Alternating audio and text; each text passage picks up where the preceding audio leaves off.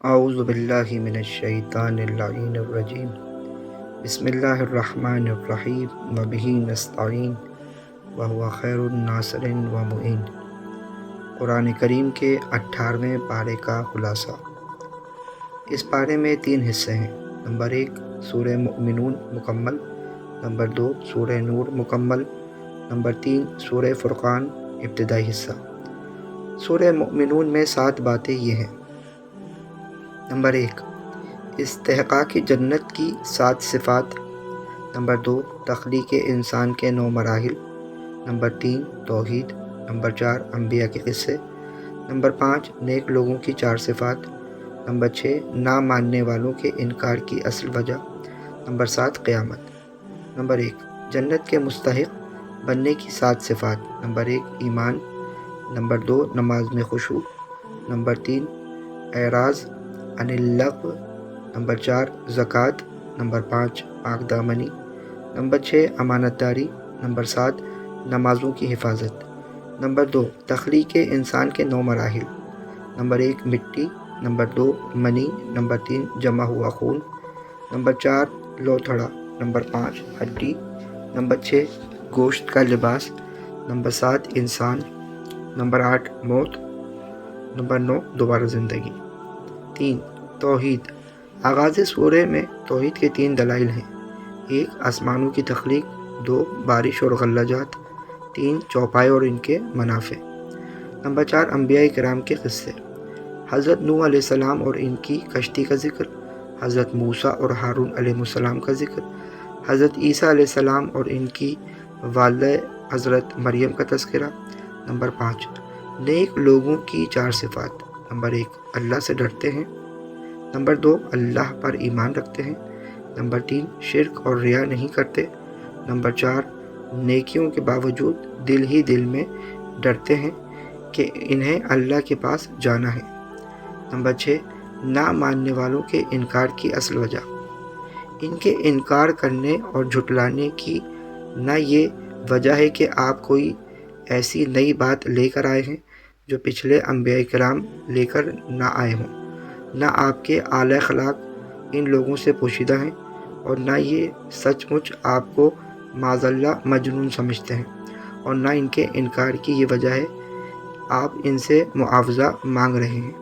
اصل وجہ اس کے برعکس یہ ہے کہ حق کی جو بات آپ لے کر آئے ہیں وہ ان کی خواہشات کے خلاف ہے، اس لیے اسے جھٹلانے کے مختلف بہانے بناتے رہتے ہیں۔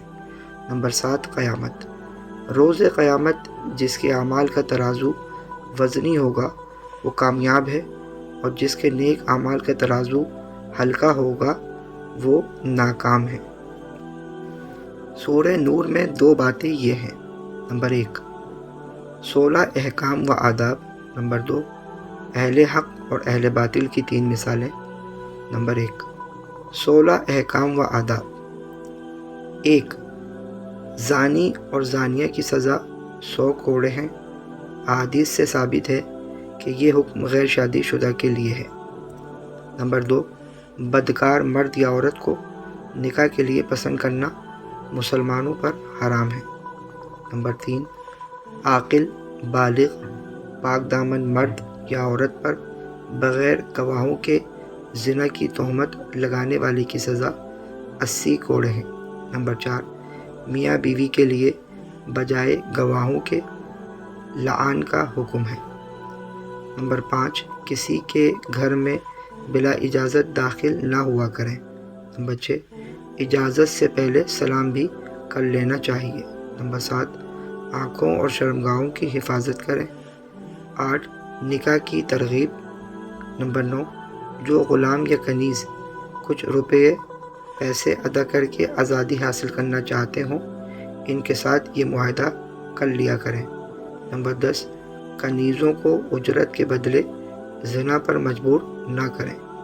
نمبر 11 چھوٹے بچوں اور گھر میں رہنے والے غلاموں اور کنیزوں کو حکم ہے کہ اگر وہ نماز فجر سے پہلے، دوپہر کے قیلولے کے وقت اور نماز عشاء کے بعد تمہارے خلوت والے کمرے میں داخل ہوں تو اجازت لے کر داخل ہوں، کیونکہ ان 3 اوقات میں عام طور پر عمومی استعمال کا لباس اتار کر نیند کا لباس پہن لیا جاتا ہے۔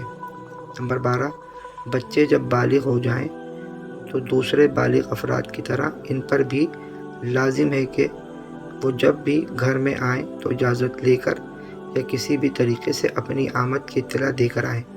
وہ عورتیں جو بہت بوڑھی ہو جائیں اور نکاح کی عمر سے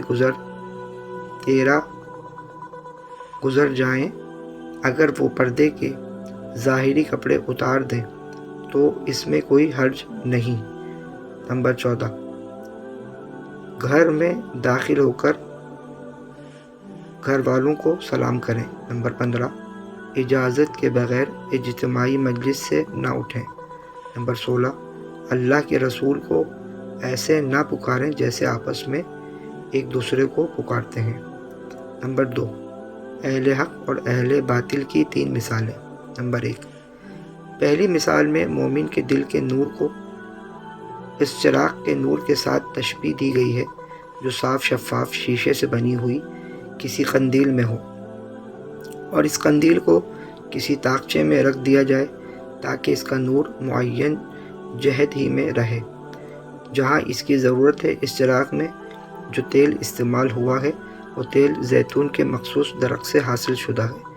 اس تیل میں ایسی چمک ہے کہ بغیر آگ دکھائے ہی چمکتا دکھائی دیتا ہے۔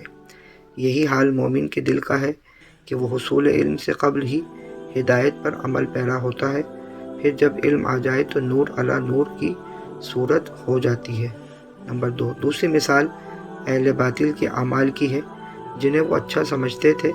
فرمایا کہ ان کی مثال سراب جیسی ہے، جیسے پیاسا شخص دور سے سراب کو پانی سمجھ بیٹھتا ہے، لیکن جب قریب آتا ہے تو وہاں پانی کا نام و نشان بھی نہیں ہوتا۔ یہی حال کافر کا ہے کہ وہ اپنے اعمال کو نافع سمجھتا ہے، لیکن جب موت کے بعد اللہ کے سامنے پیش ہوگا تو وہاں کچھ بھی نہیں ہوگا، اس کے اعمال غبار بن کر اڑ چکے ہوں گے۔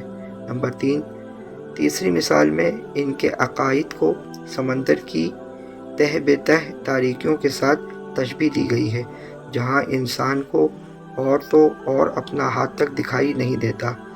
یہی حال کافر کا ہے جو کفر اور ضلالت کی تاریکیوں میں سرگرداں رہتے ہیں۔ نمبر 3، سورہ فرقان کی ابتدائی 3 حصے میں 4 باتیں یہ ہیں: 1، توحید، نمبر 2، قرآن کی حقانیت، نمبر 3، رسالت، نمبر 4، قیامت۔ نمبر 1، توحید۔ اللہ وہ ذات ہے جو آسمانوں اور زمینوں کا بادشاہ ہے، نہ اس کا کوئی بیٹا ہے نہ کوئی شریک ہے۔ اس نے ہر چیز کو پیدا کر کے اسے ایک نپا تلا انداز عطا کیا ہے۔ نمبر 2، قرآن کی حقانیت۔ کافروں کی قرآن کے بارے میں 2 قسم کی غلط بیانیاں ذکر کی ہیں۔ نمبر 1، یہ محمد صلی اللہ علیہ وآلہ وسلم کا افتراء اور اپنی تخلیق ہے جس میں کچھ دوسرے لوگوں نے تعاون کیا ہے۔ نمبر 2، یہ گزشتہ قوموں کے قصے اور کہانیاں ہیں جو اس نے لکھوائی ہیں۔ نمبر 3، رسالت۔ کفار کا خیال تھا کہ رسول بشر نہیں بلکہ فرشتہ ہوتا ہے، اور اگر بالفرض انسانوں میں سے کسی کو نبوت و رسالت ملے بھی تو وہ دنیاوی اعتبار سے خوشحال لوگوں کو ملتی ہے، کسی غریب اور یتیم کو ہرگز نہیں مل سکتی۔ اللہ تعالیٰ نے ان کے اس باطل خیال کی تردید واضح دلائل سے کی ہے۔ قیامت۔ روز قیامت کافروں کے معبودانہ باطلے سے اللہ تعالیٰ پوچھیں گے کہ کیا تم نے میرے ان بندوں کو بہکایا تھا یا یہ راستے سے خود بھٹکے تھے؟ تو وہ اپنے عبادت گزاروں کو جھٹلا دیں گے اور ان کی غفلت کا اقرار کریں گے، پھر ان کافروں کو بڑے بھاری عذاب میں مبتلا کیا جائے گا۔ یہ تھا قرآن کریم کے 18ویں پارے کا خلاصہ۔ اللہم عجل لولیک الفرج۔